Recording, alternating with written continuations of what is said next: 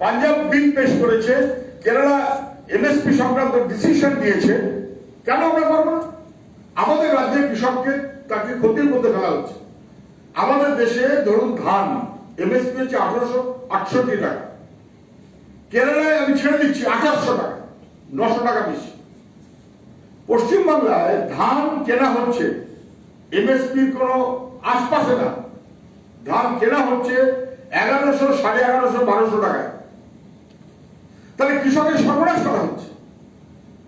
আমরা বলছি বিধানসভা ডাকুন, এমএসপি নির্ধারণ করুন, এমএসপি কমে কিনলে সেটা আইনসম্মত নয়, বেআইনি, দণ্ডনীয় অপরাধ। কেন সে রাজ্য সরকার করবে না? রাজ্য সরকার কি এইটা ভয় পাচ্ছে? হ্যাঁ, আমরা তো তুলবই। 2014 সালে রাজ্য সরকার যে বিল এখানে পাশ করিয়েছে চটজলদি, সিলেক্ট কমিটির নামে 7 দিন সময় দিয়ে, সেটা তো দিল্লির যে আইন করেছে তার সমতুল। 2017 সালে ইলেকট্রনিক ট্রেডিং এর যে বিল এখানে পাশ করিয়েছে, আইন করেছে, দিল্লির এই আইনের সাথে সমতুল। তাহলে দিল্লিতে বিজেপি আজকে যে আইনটা করেছে, প্রায় সেই একই রকম আইন আমাদের রাজ্যে এই সরকার বিরোধীদের কথা না শুনে, আপত্তি অগ্রাহ্য করে জবরদস্তি কৃষক বিরোধী অবস্থান নিয়েছে।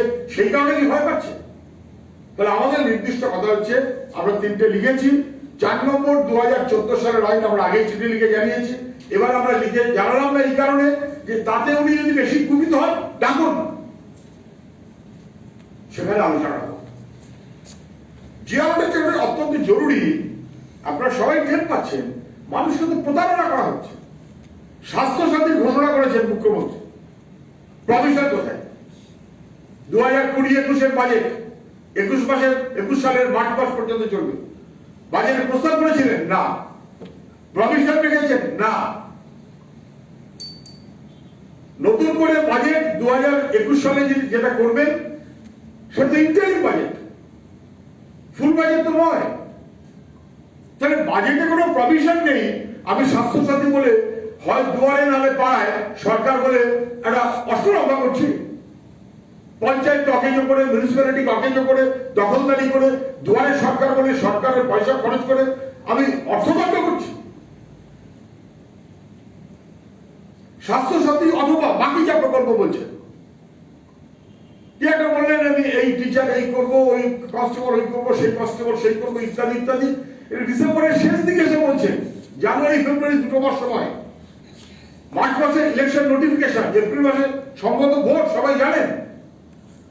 তাহলে করবার যখন সুযোগ নেই তখন তিনি করবার কথা বলছেন। এক, করবার মতো সুযোগ যখন নেই জেনে বুঝে করছেন। 2, এমন ভাবে করছেন যাতে ওটা আইনি জটিলতার মধ্যে পড়ে। 3, এগুলো করবেন বলে তার প্রভিশন তো রাখেননি। তাহলে এটি মানুষকে প্রতারণা করা হচ্ছে। যদি প্রভিশন রাখতে হয় তাহলে স্পেশাল সেশন, বিশেষ এজেন্ডা দিয়ে বিধানসভায় আলোচনা আনতে হবে। মিয়ানা সে করার মতো কোনো মনোভাব সরকার আছে তা তো নেই। আমরা তো সে এখনো পর্যন্ত দেখিনি। খালি একটা ওই রাজ্যপাল আর মুখ্যমন্ত্রী, মুখ্যমন্ত্রী আর রাজ্যপাল, আমাদের কি তাতে আমাদের? এটা তো মানুষের খাদ্য, মূল্যবৃদ্ধি, কর্মসংস্থান, এইখান থেকে দৃষ্টি সরিয়ে দেওয়া হচ্ছে। মানুষের দৃষ্টি সরিয়ে দেওয়ার জন্য এই সমস্ত প্রচেষ্টা হচ্ছে। আমরা বলছি, যদি সত্যি সরকারের ন্যূনতম দায়বদ্ধতা থাকে, অন্য রাজ্যগুলো পেরেছে, পার্লামেন্ট করেছে, এখন পার্লামেন্ট করতে সাহস পাচ্ছে না। এখন পশ্চিমবঙ্গ সরকার করতে সাহস পাচ্ছে না।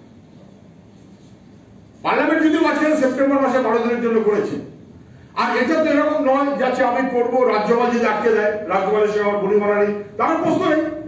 তার বিধানসভা অধিবেশন প্রয়োগ করা হয়, সাইনারাই হয়ে আছে। ফলে এখন বিধানসভার ডাকাটা মানে হচ্ছে একটা এক্সটেনশন। বিধানসভা এখন ডেকে দেওয়ার কোনো বাধা নেই।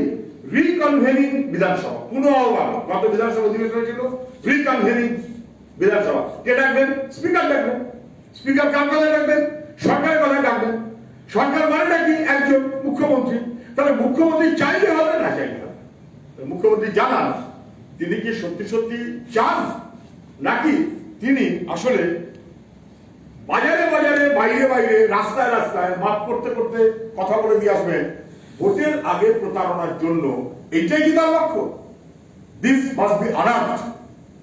যেটা মাননীয় স্যার বলেছেন 100বার ঠিক। তাহলে কি সরকার আসলে বিধানসভাকে ফেস করতে ভয় পাচ্ছে সংখ্যা নেই বলে? বলিনি, এটা তার শাসক দলের এমএলএদের মধ্যে দিয়ে কথাটা আসছে। তারাও বলছেন, তারাও বুঝতে পারছেন, তারা বলছেন ডাকা হোক। তারা আমাদের কাছেও বলছে যে কি হচ্ছে, আপনাদের জন্য বিধানসভা ডাকা হচ্ছে না। আমাদের তো অনেক এলাকার কিছু এসেন্সিয়াল কথা থেকে যেগুলো মেনশন করতে হয় আমরা তাও করতে পারছি না। তারা বুঝতে পারছেন যে তাহলে কি মুখ্যমন্ত্রী আসলে একটা শঙ্কায় আছেন যে সত্যি সত্যি তার কাছে সংখ্যা নেই। যদি তার কাছে সংখ্যা না থাকে তাহলে তিনি বাজারে ঘোষণা করছেন কেন? এগেইন প্রতারণা, চাকরির নামে, কাজের নামে, স্বাস্থ্যসাথীর নামে, দুয়ারের নামে, পাড়ায় সরকারের নামে, সমাধানের নামে এই প্রতারণা করাটা আমরা মানতে পারি না। আমি সেই কারণে আমরা বলবো, চিঠি আবার আমরা দিলাম, ডিসেম্বর মাসের মধ্যে কি করছেন আমরা বলেছিলাম যে আমরা জানতে চাই।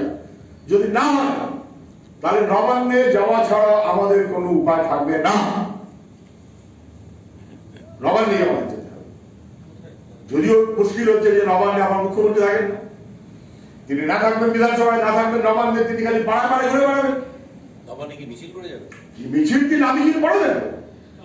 যদি বিধানসভাতে যদি অধিবেশন করা না হয় তাহলে নবান্নে অধিবেশন করা যায় তাই চেষ্টা করতে হবে আমাদের জবরদস্তি। সরকার যদি এত বড় প্রতারণা করে সমস্ত রাজ্যের মানুষের সঙ্গে, আরে বিধানসভা ডাকবার সুযোগ হলো না সেপ্টেম্বর মার্চ মাসের পর থেকে 45 মিনিটের একটা শোক প্রস্তাব নেওয়া ছাড়া মাঝখানে কোন রাজ্যে এত বেশি দিন বিধানসভা গ্যাপ নেই। সেই কারণে আমরা খুব নির্দিষ্ট এই মনোভাব থেকে আজকে আমরা আবার চিঠি দিয়েছি। আমরা বলছি যেহেতু প্রয়োগ করা হয়নি অবশ্য অবশ্য সভা ডাকুন, আমাদের অনেকগুলো কথা আছে। দুজনের কাছে প্রশ্ন, আপনারা বলছেন যে বিধানসভায় তাহলে কি সংখ্যাগরিষ্ঠতা নেই, সেই ভয়ে ডাকছেন না? এটা আপনারা বারবার করে অ্যালার্ট করছেন এবং বলছেন যে আস্থা নিন বিধানসভায়। বিভ্রান্ত হচ্ছে, মানুষও বিভ্রান্ত হচ্ছে।